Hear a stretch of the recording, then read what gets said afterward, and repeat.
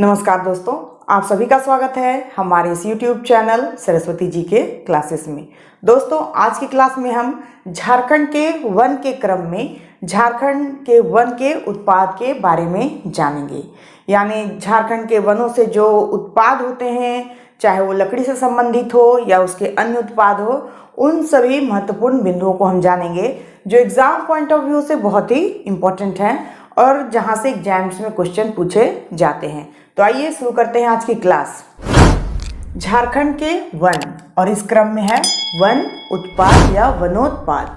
ये जो वनोत्पाद है वो वन से प्राप्त होने वाले उत्पाद को कहा जाता है। यानी वन से जो उत्पाद प्राप्त होते हैं वो वनोत्पाद के नाम से जाने जाते हैं। वनोत्पाद जो है वो दो प्रकार के होते हैं। वनों से जो उत्पाद प्राप्त होते हैं वो दो तरह के होते हैं। वे कौन कौन से हैं? तो एक है मुख्य उत्पाद।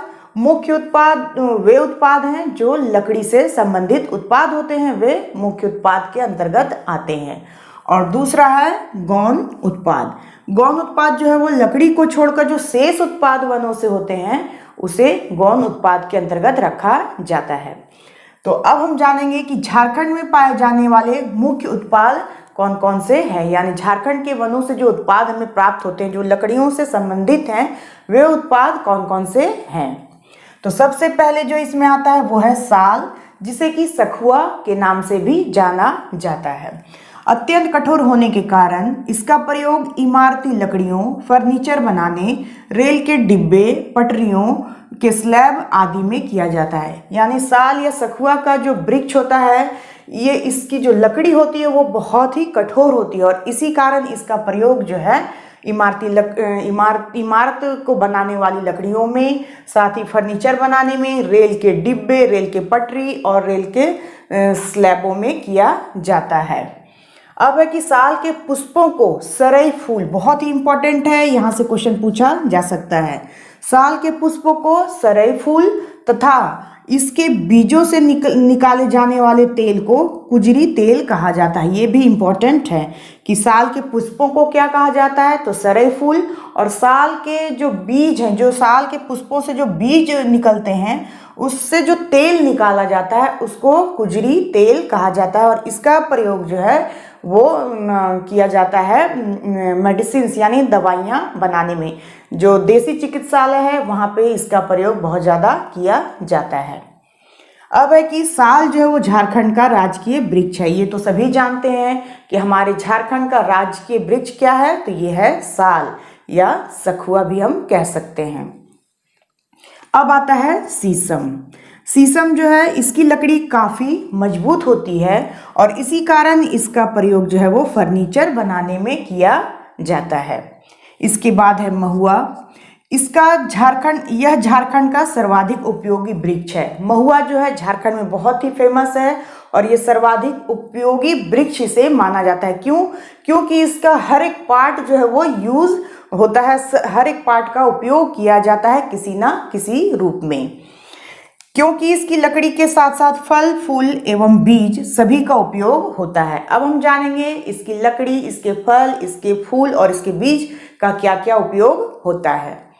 तो लकड़ी मजबूत होने के कारण दरवाजे, खंभे आदि बनाने में इसका प्रयोग किया जाता है। इसके फूल से शराब बनाया जाता है और इसके जो फल है यानी महुआ जो है उससे सब्जी बनाने तथा बीज जो है उससे तेल निकालने के लिए प्रयुक्त किया जाता है। अब है सागौन। सागौन जो है इसकी लकड़ी भी जो है बहुत मजबूत और सुंदर होती है, इसलिए इसका प्रयोग फर्नीचर, रेल के डिब्बे, हवाई जहाज आदि बनाने में किया जाता है। तो ऐसा क्वेश्चन पूछा जा सकता है कि हवाई जहाज को बनाने में किस लकड़ी का प्रयोग किया जाता है, तो हवाई जहाज को बनाने में सागौन की लकड़ी का प्रयोग किया जाता है। क्यों? क्योंकि ये बहुत ही मजबूत होती है और साथ ही सुंदर भी होती है। इसी वजह से इसका प्रयोग जो है फर्नीचर, रेल के डिब्बे के साथ साथ हवाई जहाज बनाने में भी किया जाता है। इसके बाद आता है सेमल। सेमल की जो लकड़ी होती है बहुत ही हल्की, मुलायम तथा सफ़ेद रंग की होती है और इसलिए इसका प्रयोग जो है पैकिंग करने वाली पेटियों, तथा तख्तियों एवं खिलौनों बनाने में किया जाता है। यानी कि ये जो सेमल है इसकी लकड़ी हल्की तो होती है, मुलायम होती है और साथ ही इसका कलर जो है वो सफ़ेद यानी सादा रंग का ये होता है। और इसी वजह से इसका प्रयोग जो है पैकिंग करने वाली जो पेटियां होती हैं, आपने देखा होगा कि फलों को पैक करने के लिए जो पेटियां बनाई जाती हैं या और भी तरह की जो पैकिंग की जाती है उसकी पेटियों को बनाने में इस लकड़ी का प्रयोग किया जाता है। साथ ही तख्तियों एवं खिलौनों को बनाने में सेमल की लकड़ी का प्रयोग किया जाता है।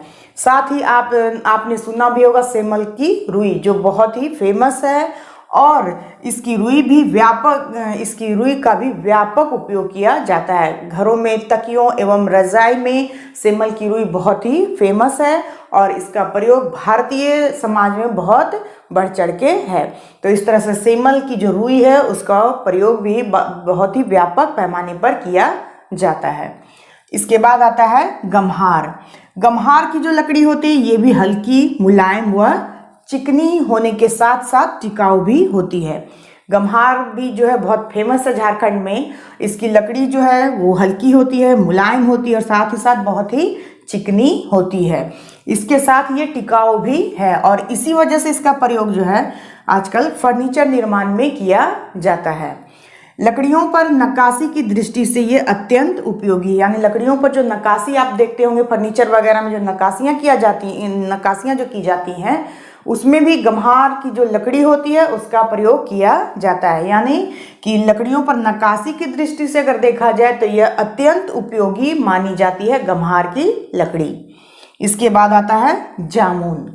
जामुन पानी में अगर बहुत दिनों तक इसकी लकड़ी को छोड़ दिया जाए तो वो सड़ता नहीं है और इसी वजह से इस गुण के कारण ही इसका प्रयोग जो है वो कुओं के आधार के रूप में किया जाता है। अभी तो शहर बाजार में कुएं बहुत कम देखने को मिलते हैं, लेकिन अगर आप गांव से बिलोंग करते हैं या गांव में आना जाना है तो आप देखते होंगे कि गांव के जो कुएं होते हैं उनके ऊपर आधार के रूप में बहुत ही मोटी लकड़ी रखी रहती है जो कि जामुन की लकड़ी का प्रयोग जिसमें किया जाता है। क्यों किया जाता है? क्योंकि पानी में रहने के बावजूद भी जामुन की लकड़ी जो है वो जल्दी सड़ती नहीं, यानी कि इसमें सड़ने की जो गुण है वो बहुत ही कम होती है। बहुत दिनों तक भी पानी में रह जाए तो ये नहीं सड़ता है। इसी वजह से कुओं के आधार के रूप में जामुन की लकड़ी का प्रयोग किया जाता है। और इसके अन्य उपयोग हैं फर्नीचर बनाने हेतु। इसके फल का उपयोग जो है खाने के लिए एवं बीजों से दवा निर्मित करने में किया जाता है। तो ये है जामुन के अन्य उपयोग। आप इसका स्क्रीनशॉट ले लीजिए। इसके बाद हम इसके आगे की जानकारी, इसके जो और अन्य उत्पाद हैं उसकी जानकारी देंगे। तो आप इसका एक बार स्क्रीनशॉट ले लीजिए।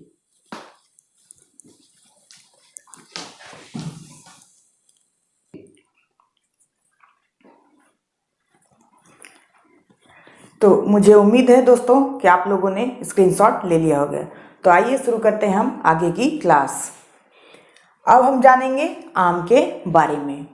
आम जो है इसकी लकड़ी जो है वो सस्ती व सुलभ होती है और इसका प्रयोग जो है दरवाजे, खंभे, खिड़की एवं अन्य फर्नीचर बनाने में किया जाता है। इसके अलावा यह अत्यधिक स्वादिष्ट है। ये सभी जानते हैं, आम लगभग सभी लोगों को पसंद होता है और ये चूँकि बहुत ज़्यादा स्वादिष्ट होता है इसी कारण इसे फलों का राजा एवं अमृत फल भी कहा जाता है। अब हम जानेंगे कटहल के बारे में।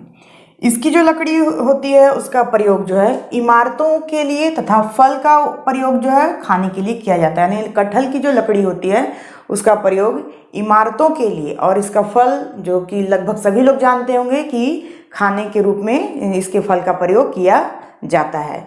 इससे इसके कच्चे फल को भी खाया जाता है और इसके पके हुए फल को भी खाया जाता है। अब हम जानेंगे केंदू के बारे में। केंदू जो है इसकी लकड़ियों का प्रयोग मुख्य उत्पाद तथा इसकी पत्तियों का प्रयोग जो है वो गौण उत्पाद के रूप में किया जाता है। यानी केंदू एक ऐसा पेड़ या ऐसा वृक्ष है जिसे दोनों रूपों में यानी मुख्य उत्पाद के रूप में भी और गौण उत्पाद के रूप में भी किया जाता है। लकड़ियों का प्रयोग मुख्य रूप से और जो इसके जो पत्ते हैं उसका प्रयोग गौण रूप से किया जाता है। इसका प्रयोग मुख्य उत्पाद की तुलना में गौण उत्पाद में ज़्यादा होता है, यानी कि लकड़ियों का प्रयोग जो है वो कम है, उसकी तुलना में इसके पत्तियों यानी गौण उत्पाद के रूप में इसके पत्तियों का प्रयोग ज़्यादा किया जाता है। इसके अलावा जो है अन्य उत्पाद भी हैं, जैसे कि इमारती लकड़ियों में पैसार, तून, ढेला, कर्मा, नीम, धाउरा, पियार, अमलतास, इमली जिसे कि तेतर भी कहा जाता है, बेल, पीपल आदि भी महत्वपूर्ण है। यानी जितने वृक्षों के बारे में हम लोगों ने जाना मुख्य उत्पाद में, उनके अलावे भी कुछ अन्य हैं जिसका प्रयोग इमारती लकड़ियों में किया जाता है, जिसमें पेसार, तून, ढेला, कर्मा, नीम, धावरा, पियार, अमलतास, इमली, बेल, पीपल आदि भी आते हैं और जो महत्वपूर्ण हैं। ये तो थे हमारे महत्वपूर्ण उत्पाद, यानी कि झारखंड के जंगलों के जो मुख्य उत्पाद थे। अब हम आगे जानेंगे इसके गौण उत्पाद के बारे में। गौण उत्पाद में सबसे पहले जिक्र आता है लाह का। लाह जो है बहुत ही इम्पोर्टेंट है, क्योंकि झारखंड जो है लाह उत्पादन में देश में पहला स्थान रखता है। उत्पादन की दृष्टि से झारखंड का देश में प्रथम स्थान है और देश के कुल लाह उत्पादन का 50% झारखंड में होता है। बहुत इंपॉर्टेंट है, यहाँ से क्वेश्चन पूछा जाता है कि देश के कुल लाह उत्पादन में झारखंड का कितना योगदान है। तो कुल उत्पादन में, देश के कुल लाह उत्पादन में झारखंड का 50% का योगदान है, यानी 50% लाह का उत्पादन जो है अकेले ही हमारे झारखंड में ही होता है और देश में झारखंड का पहला स्थान है। ये क्वेश्चन पूछा गया है कि लाह उत्पादन में झारखंड का कौन सा स्थान आता है देश में, तो ये पहला स्थान पे आता है। अब है कि लाह उत्पादन के लिए आवश्यक जो निम्न भौगोलिक दशाएं हैं वो झारखंड में आसानी से जगह जगह पे उपलब्ध हैं। ये जो भौगोलिक दशाएं क्या क्या होनी चाहिए लाह उत्पादन में, तो इसकी जो ऊंचाई है झारखंड में, जो जहाँ जहाँ लाह उत्पादन होते हैं उसमें अगर समुद्र तल से उसकी ऊंचाई देखी जाए तो 305 से लेकर 350 मीटर तक होती है। फिर इसका तापमान कैसा होता है, तो इसका तापमान जो है वो 12 डिग्री सेल्सियस तक होता है। जहाँ लाह उत्पादन होते हैं वहाँ की ऊंचाई 305 से 350 मीटर समुद्र तल से और तापमान होता है 12 डिग्री सेल्सियस तक। उसके बाद वर्षा जो है वो 150 सेंटीमीटर से कम होती है। तो ये जो भौगोलिक दशाएं हैं वो झारखंड में बहुत सारी जगहों पे जहाँ लाह उत्पादन होता है वहाँ पाए जाते हैं। इसी वजह से देश का 50% लाह उत्पादन जो है वो हमारे झारखंड में ही होता है। अब है कि लाह की कितनी किस्में होती हैं, तो लाह की 4 किस्में हैं, जिसमें वैशाखी लाह, जेठवी लाह, कतकी लाह तथा अगहनी लाह होती है। यानी 4 किस्में हैं लाह की, वैशाखी, जेठवी, कतकी तथा अगहनी लाह। इसमें से वैशाखी लाह जो है वो सबसे महत्वपूर्ण है, क्योंकि झारखंड में कुल लाह उत्पादन का 82% लाह जो है इसी वैशाखी लाह से प्राप्त होता है। अब है कि देश का 50% उत्पादन लाह जो है वो हमारे झारखंड से ही हो जाता है और झारखंड में जो उत्पादन उसका 82% जो लाह है वो वैशाखी लाह से ही प्राप्त होता है। यानी सबसे ज़्यादा मात्रा में जो झारखंड में कौन सी क्वालिटी की लाह या किस प्रकार की लाह का उत्पादन होता है, तो वो है वैशाखी लाह। कितना प्रतिशत, तो 82%। अब है कि लाह या लाख जो शब्द है इसकी उत्पत्ति संस्कृत के लक्ष्य शब्द से हुई है। हो सकता है ऐसा भी क्वेश्चन पूछा जा सकता है कि लाह शब्द की उत्पत्ति किस शब्द से हुई है, तो संस्कृत के लक्ष्य शब्द से हुई है। अब आता है केंदू पत्ता। अभी हमने केंदू के बारे में पढ़ा, जो कि मुख्य उत्पाद के रूप में जिसका प्रयोग किया जाता है, और वहीं पे हम लोगों ने जाना था कि केंदू एक ऐसा वृक्ष है जिसका जो प्रयोग है वो दोनों रूप में होता है, मुख्य उत्पाद के रूप में भी और गौण उत्पाद के रूप में भी। तो जो लकड़ी है वो मुख्य उत्पाद के रूप में, लेकिन जो उसकी पत्तियां हैं, केंदू का पत्ता, उसका गौण उत्पाद में किया जाता है। तो ये जो है केंदू पत्ता राजस्व प्राप्ति की दृष्टि से झारखंड का प्रमुख गौण उत्पाद है। राजस्व प्राप्ति की दृष्टि से देखा जाए तो जो केंदू पत्ता है वो झारखंड का प्रमुख गौण उत्पाद माना जाता है। इसका प्रयोग किसमें किया जाता है, तो बीड़ी बनाने एवं तंबाकू बनाने, बीड़ी एवं तंबाकू के मिश्रण के रूप में केंदू पत्ता का प्रयोग किया जाता है। अब है तसर रेशम। उत्पादन की दृष्टि से झारखंड का देश में प्रथम स्थान है। तसर रेशम जो है अगर उत्पादन की दृष्टि से देखा जाए तो लाह की तरह ही देश में झारखंड का प्रथम स्थान आता है। देश के कुल उत्पादन का 60% यहाँ उत्पादित होता है। अब है कि जो तसर रेशम है इसमें झारखंड का देश में प्रथम स्थान तो है ही, साथ ही कितने प्रतिशत उत्पादन यहाँ पे होती है तो टोटल तसर रेशम का, तो देश के कुल उत्पादन का 60% यानी 60% जो है उत्पादन हमारे झारखंड में ही हो जाता है। रेशम के उत्पादन में साल, अर्जुन, सहतूत, आसन आदि वृक्षों की आवश्यकता होती है। जो तसर रेशम का जो उत्पादन है उसमें कौन कौन वृक्षों की जरूरत पड़ती है, तो साल, अर्जुन, सहतूत, आसन आदि इस टाइप की वृक्षों की जरूरत होती है, और जिसकी बहुतायत है हमारे झारखंड में, यानी हमारे झारखंड में ये जो पेड़ है वे बहुत ज़्यादा मात्रा में पाए जाते हैं, जिसकी वजह से 60% तसर रेशम का उत्पादन हमारे झारखंड से ही हो जाता है। अब है कि रांची के नगड़ी में भारत सरकार द्वारा तसर अनुसंधान केंद्र स्थापित किया गया है। चूँकि 60% तसर उत्पादन हम अकेले झारखंड से ही होता है, इसलिए भारत सरकार के द्वारा रांची के नगड़ी में तसर अनुसंधान केंद्र जो है वो स्थापित किया गया है। तो ऐसा क्वेश्चन पूछा जा सकता है कि भारत सरकार के द्वारा झारखंड में कहाँ पे तसर अनुसंधान केंद्र स्थापित किया गया है, तो ये रांची के नगड़ी में किया गया है। अब है कि झारक्राफ्ट द्वारा झारखंड के 4 जिलों में रेशम पार्कों की स्थापना की गई। ये भी इम्पोर्टेंट है कि झारक्राफ्ट द्वारा झारखंड के कितने जिलों में रेशम पार्कों की स्थापना की गई है, तो झारखंड के 4 जिलों में रेशम पार्क की स्थापना की गई है तसर उत्पादन को बढ़ावा देने के लिए। उसके बाद आता है बांस। झारखंड में जनजातीय समुदाय द्वारा घरेलू सामानों के निर्माण एवं जीविकोपार्जन हेतु बांस का उत्पादन किया जाता है। अब है झारखंड जनजातियों का क्षेत्र है, इसी वजह से यहाँ पे बांस भी बहुत ही महत्वपूर्ण है। क्योंकि यहाँ के जो जनजातीय समुदाय हैं उनके द्वारा घरेलू सामानों के निर्माण और जीविकोपार्जन के लिए बांस का उत्पादन किया जाता है। इसका व्यापारिक उपयोग जो है वो कागज उद्योग एवं घर निर्माण सामग्री में किया जाता है। यानी जनजातीय अपने घरेलू सामानों और जीविकोपार्जन के लिए इसका उत्पादन तो करते ही हैं, साथ ही व्यापारिक दृष्टिकोण से देखा जाए तो इसका जो बांस है उसका प्रयोग किया जाता है कागज उद्योग में और साथ ही घर निर्माण सामग्री में। यानी जब हम ऐसे भी हम लोग अपने आसपास देखते हैं कि जब बिल्डिंग का निर्माण होता है, बड़े बड़े ऊंचे ऊंचे बिल्डिंग बनते हैं, तो वहाँ बांस का बहुत ज़्यादा डिमांड होता है और इसी वजह से बांस का प्रयोग जो है व्यापारिक तौर पर किया जाता है और बांस का उत्पादन भी किया जाता है। अब है अन्य गौण उत्पादन।